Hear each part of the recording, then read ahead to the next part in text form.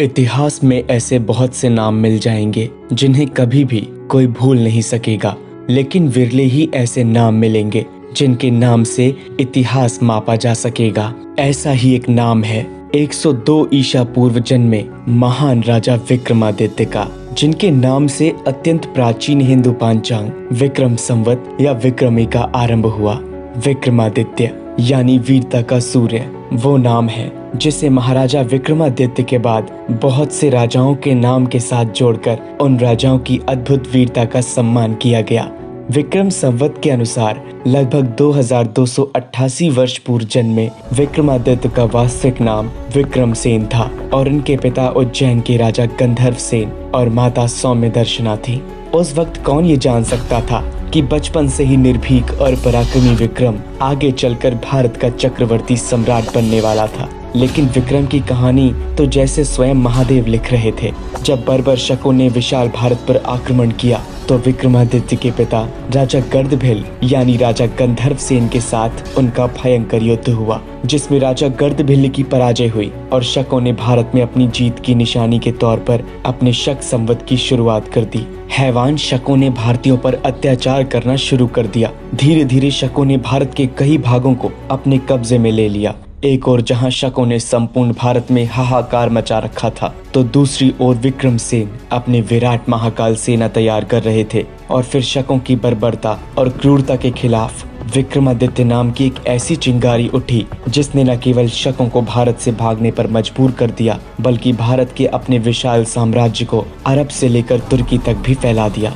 57 ईसा पूर्व में शकों का काल बनकर युद्ध जीतने के बाद विक्रमादित्य ने विक्रम संवत की स्थापना की और भारत के इस गौरवमयी विक्रम युग में अपने साम्राज्य का विस्तार करना आरंभ किया। विक्रम युग की महिमा इस तथ्य से ज्ञात होती है कि भारत में महापुरुषों के संवत उनके अनुयायियों ने श्रद्धावश चलाए, लेकिन आज भी भारत और साथ ही नेपाल का सर्वमान्य संवत विक्रम संवत ही है। अपने अनुपम साहस, कर्तव्य परायणता और युद्ध कला के लिए प्रसिद्ध महाराजा विक्रमादित्य वो चक्रवर्ती हिंदू सम्राट बने जिन्होंने संपूर्ण विश्व पर एक छत्र राज किया और साथ ही अपनी न्यायप्रियता, उदारता और ज्ञान का लोहा मनवाया।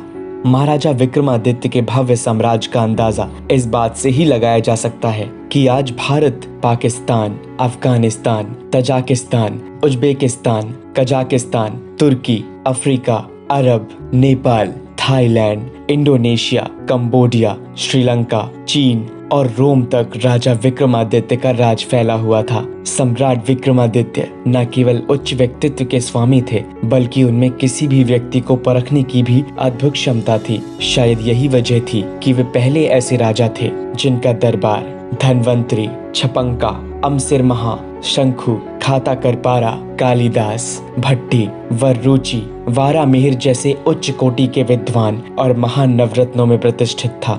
सम्राट विक्रमादित्य की बुद्धिमत्ता, पराक्रम, न्यायप्रियता और महानता के विषय में संस्कृत, प्राकृत, हिंदी, बांग्ला, गुजराती आदि बहुत सी भाषाओं में अनेक कथाएं प्रचलित हैं, जिनमें बृहत कथा, बेताल पच्चीसी और सिंहासन बत्तीसी की कहानियां बेहद लोकप्रिय हैं। सम्राट विक्रमादित्य अपने राज्य की जनता के कष्टों और उनका हालचाल जानने के लिए वेश बदलकर नगर भ्रमण करते थे और अपने राज्य में न्याय व्यवस्था कायम रखने के लिए हर संभव प्रयास करते थे। इतिहास में वे सबसे लोकप्रिय और न्यायप्रिय राजाओं में से एक माने जाते हैं। उन्होंने अपने राज्य में राम राज्य की स्थापना की और भारत का राजदूत बनकर भारतीय संस्कृति को संपूर्ण विश्व तक पहुँचाया। भारत समन्वय परिवार भारतीय इतिहास के स्वर्णिम युग महाराजा विक्रमादित्य के शासनकाल को याद करते हुए सम्राट विक्रमादित्य को कोटि कोटि नमन करता है।